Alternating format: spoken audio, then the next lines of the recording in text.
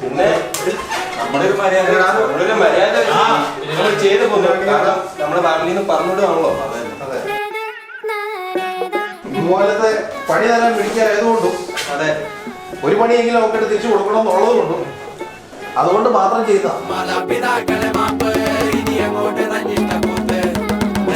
മുളക് പൊടി തറച്ച് വെക്കണം ബലൂണിനകത്തൊക്കെ. അവിടുത്തെ ഇവിടെ വന്നേരം നമുക്ക്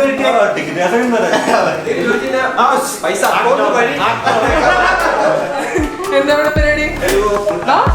മോനെ രംഗച്ചേട്ടൻ കാണിക്കും എന്ന് പറഞ്ഞാൽ കാണിക്കും. അമ്പാൻ തുറസി